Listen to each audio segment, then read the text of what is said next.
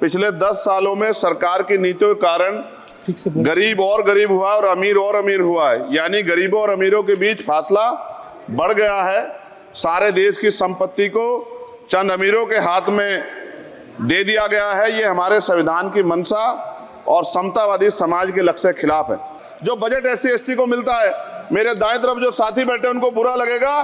कर्नाटक में 14,732 करोड़ रुपए इन्होंने दूसरी योजना में लगा दिए और मध्य प्रदेश में आपने 95 करोड़ रुपए जो है दूसरे बजट में लगा दिए। हमारा जो मिलता है उसको तो मत छीनो भाई। पिछले लंबे समय से हमारे साथ धोखा हो रहा है, लेकिन अब ये नहीं चलेगा। चंद लोगों की तराजू से देश के संसाधन नहीं बटेंगे। पिछले 10 सालों में सरकार की नीतियों के कारण गरीब और गरीब हुआ और अमीर हुआ है, यानी गरीबों और अमीरों के बीच फासला बढ़ गया है। सारे देश की संपत्ति को चंद अमीरों के हाथ में दे दिया गया है। ये हमारे संविधान की मंशा और समतावादी समाज के लक्ष्य के खिलाफ है। अतः हमारी नीतियां गरीबों के पक्ष में भी होनी चाहिए। जातिगत जनगणना SC/ST OBC यानी कि जो बहुजन समाज के लिए आज जीवन मरण का प्रश्न है, इसके बारे में कोई बात बजट में नहीं की गई है। इसके बाद जनसंख्या के अनुपात में बहुजन समाज को सभी क्षेत्रों में हिस्सेदारी मिलनी चाहिए, तभी बाबा साहब अम्बेडकर का जो सपना है समतामूलक समाज का वो पूरा होगा। महोदय, एक ऐसा विकसित भारत है जिसमें आज भी सफाई कर्मचारी को पक्की नौकरी नहीं मिल रही है और उसको गटर में उतरने के लिए मजबूर किया जा रहा है। उनके लिए कोई अलग से बजट नहीं है। बजट बन सकता है अगर सरकार चाहे। SC/ST को जो सब प्लान मिलता था, SPC का जो पैसा मिलता था, वो बजट से हटा दिया गया है। साथ साथ देश के स्तर पे आशा, आंगनबाड़ी, भोजन माता, ग्राम सेवक, PRT जवान, होमगार्डों के मानदेय में बढ़ोतरी नहीं हुई है। ऐसा कुछ भी नहीं दिख रहा है कि उनके जीवन में खुशहाली आ जाए। इनका मानदेय बढ़ना चाहिए। विधवा, वृद्धा, विकलांग पेंशन प्रत्येक महीने 500 रुपए से बढ़ाकर 5,000 रुपए की जानी चाहिए, क्योंकि महंगाई बढ़ रही है। देश में प्रधानमंत्री जन कल्याण योजना के तहत SC/ST OBC और मुस्लिम को कितने घर दिए गए, इसका कोई आंकड़ा सरकार के पास नहीं है। देश में इसी तरह SC/ST OBC के लिए कितने परिवारों को शौचालय की व्यवस्था कराई गई। आज भी सिद्धार्थनगर जैसे जिले और तमाम जिले जो है वहां शौचालय की व्यवस्था नहीं है। इस पर ध्यान देना चाहिए। देश भर में SC/ST OBC के जो रिक्त पद पड़े हुए हैं, बैकलॉग भरना चाहिए। सरकार ने कुछ नहीं कहा। ये कैसी विश्व की 5वीं अर्थव्यवस्था है जिसमें आज भी SC/ST पे अत्याचार हो रहा है, महिलाओं के साथ रेप हत्या हो रही है। NCRB का डाटा पढ़ेंगे तो खून के आंसू रोने पड़ेंगे। युवा बेरोजगार है, सड़कों पे 80 करोड़ लोगों को 5 किलो राशन में जीवन यापन करना पड़ रहा है। जो बजट SC/ST को मिलता है, मेरे दाएं तरफ जो साथी बैठे उनको बुरा लगेगा। कर्नाटक में 14,732 करोड़ रुपए इन्होंने दूसरी योजना में लगा दिए और मध्य प्रदेश में आपने 95 करोड़ रुपए जो है दूसरे बजट में लगा दिए। हमारा जो मिलता है उसको तो मत छीनो भाई। MSP की लीगल गारंटी कोई बात नहीं हुई है। किसानों को जो 6,000 रुपए मिलते हैं उसको बढ़ा के 12,000 रुपए करना चाहिए और फसल बीमा जो है उसका सारा प्रीमियम सरकार भरे, किसानों को बोझ ना लगे। रिजर्वेशन प्रमोशन में लागू नहीं किया गया, पुरानी पेंशन को बहाल नहीं किया गया, इस पर चर्चा नहीं हुई। देश में मनरेगा समय न्यूनतम मजदूरी की दर 700 रुपए होनी चाहिए। समान काम समान वेतन पॉलिसी लागू होनी चाहिए। जो रसोई की चिंता करते हुए 500 रुपए प्रति सिलेंडर से ज्यादा के दाम नहीं होने चाहिए, जो महिलाओं को राहत मिल सके। बिजली के दामों में भी कमी होनी चाहिए। बेरोजगार युवाओं को 5,000 रुपए भत्ता मिलना चाहिए, जो बेरोजगार युवा जो है अपनी पढ़ाई या अपना खर्चा उठा सके। मैं अपने क्षेत्र के विषय में महोदय आपसे कहना चाहता हूं कि पश्चिम यूपी में नगीना में एक एम्स बनना चाहिए, एक IIT बननी चाहिए, एक IIM बनना चाहिए। नगीना लोकसभा में उद्योग धंधे लगने चाहिए। नगीना की कताई मिल जो है उसको पुनः शुरू कराना चाहिए। RRTC जो योजना है सरकार की, उसको मेरठ से आगे बढ़ाकर मुजफ्फरनगर, सहारनपुर से नजीबाबाद नगीना होते हुए उसको नगीना तक ले जाना चाहिए। साथ साथ नजीबाबाद से मुंबई के लिए एक ट्रेन चलनी चाहिए और नगीना, श्योरा, किरतपुर में रेलवे के ओवरब्रिज बनने चाहिए। सभापति महोदय, सामाजिक न्याय मंत्रालय को 13,000 करोड़ रुपए दिए गए और जनजाति कार्य मंत्रालय को 13,000 करोड़ रुपए दिए, कुल 26,000 करोड़ रुपए, जो कुल बजट का जो कुल 48.20 लाख का लगभग 0.54% है। जबकि हमारी संख्या 25% से ज्यादा SC/ST की और बहुजन समाज की मिलाओगे तो 85% से ज्यादा है। और हमारे विकास के लिए सरकार 1% बजट 1% पैसा खर्च कर रही है, जो मिलना हमें चाहिए, जबकि मिलना हमें 25% चाहिए। ये ऊंट के मुंह में जीरे के समान है, कहावत हमने बहुत दिन सुनी थी। पिछले लंबे समय से हमारे साथ धोखा हो रहा है, लेकिन अब ये नहीं चलेगा। चंद लोगों की तराजू से देश के संसाधन नहीं बटेंगे।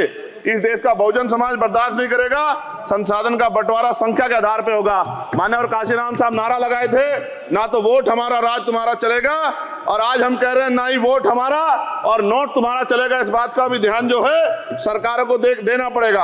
आपके माध्यम से सरकार से मेरी एक मांग है, सरकार इस योजना का लाभ भी अपने आप ले ले, सरह भी ले ले कि 1 लाख रुपए सालाना बहुजन समाज के अत्यंत गरीब परिवारों को दे।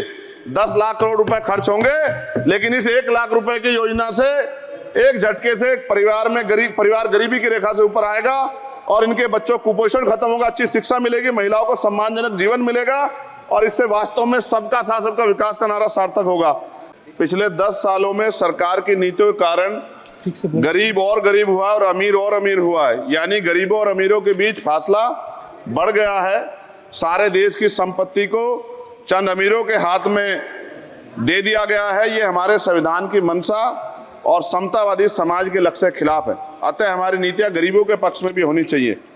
जातिगत जनगणना, SC ST OBC यानी कि जो बहुजन समाज के लिए आज जीवन मरण का प्रश्न है, इसके बारे में कोई बात बजट में नहीं की गई है। इसके बाद जनसंख्या के अनुपात में बहुजन समाज को सभी क्षेत्रों में हिस्सेदारी मिलनी चाहिए, तभी बाबा साहब अम्बेडकर का जो सपना है समतामूलक समाज का, वो पूरा होगा। महोदय, एक ऐसा विकसित भारत है जिसमें आज भी सफाई कर्मचारी को पक्की नौकरी नहीं मिल रही है और उसको गटर में उतरने के लिए मजबूर किया जा रहा है। उनके लिए कोई अलग से बजट नहीं है, बजट बन सकता है अगर सरकार चाहे।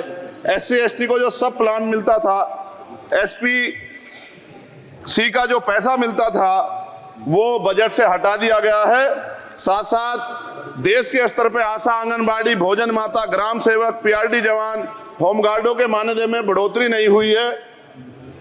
ऐसा कुछ भी नहीं दिख रहा है कि उनके जीवन में खुशहाली आ जाए। इनका मानदेय बढ़ना चाहिए। विधवा, वृद्धा, विकलांग पेंशन प्रत्येक महीने 500 रुपए से बढ़ाकर 5000 रुपए की जानी चाहिए, क्योंकि महंगाई बढ़ रही है। देश में प्रधानमंत्री जन कल्याण योजना के तहत SC ST OBC और मुस्लिम को कितने घर दिए गए, इसका कोई आंकड़ा सरकार के पास नहीं है। देश में इसी तरह SC ST OBC के लिए कितने परिवारों को शौचालय की व्यवस्था कराई गई। आज भी सिद्धार्थनगर जैसे जिले और तमाम जिले जो है वहां शौचालय की व्यवस्था नहीं है। इस पर ध्यान देना चाहिए। देश भर में SC ST OBC के जो रिक्त पद पड़े हुए हैं, बैकलॉग भरना चाहिए। सरकार ने कुछ नहीं कहा। ये कैसी विश्व की 5वीं अर्थव्यवस्था है जिसमें आज भी SC ST पे अत्याचार हो रहा है, महिलाओं के साथ रेप हत्या हो रही है। NCRB का डाटा पढ़ेंगे तो खून के आंसू रोने पड़ेंगे। युवा बेरोजगार है, सड़कों पे 80 करोड़ लोगों को 5 किलो राशन में जीवन यापन करना पड़ रहा है। जो बजट SC ST को मिलता है, मेरे दाएं तरफ जो साथी बैठे उनको बुरा लगेगा, कर्नाटक में 14,732 करोड़ रुपए इन्होंने दूसरी योजना में लगा दिए और मध्य प्रदेश में आपने 95 करोड़ रुपए जो है दूसरे बजट में लगा दिए। हमारा जो मिलता है उसको तो मत छीनो भाई। MSP की लीगल गारंटी कोई बात नहीं हुई है। किसानों को जो 6,000 रुपए मिलते हैं उसको बढ़ा के 12,000 रुपए करना चाहिए और फसल बीमा जो है उसका सारा प्रीमियम सरकार भरे, किसानों पर बोझ ना लगे। रिजर्वेशन ही प्रमोशन में लागू नहीं किया गया, पुरानी पेंशन को बहाल नहीं किया गया, इस पर चर्चा नहीं हुई। देश में मनरेगा समय न्यूनतम मजदूरी की दर 700 रुपए होनी चाहिए। समान काम समान वेतन पॉलिसी लागू होनी चाहिए। जो रसोई की चिंता करते हुए 500 रुपए प्रति सिलेंडर से ज्यादा के दाम नहीं होने चाहिए, जो महिलाओं को राहत मिल सके। बिजली के दामों में भी कमी होनी चाहिए।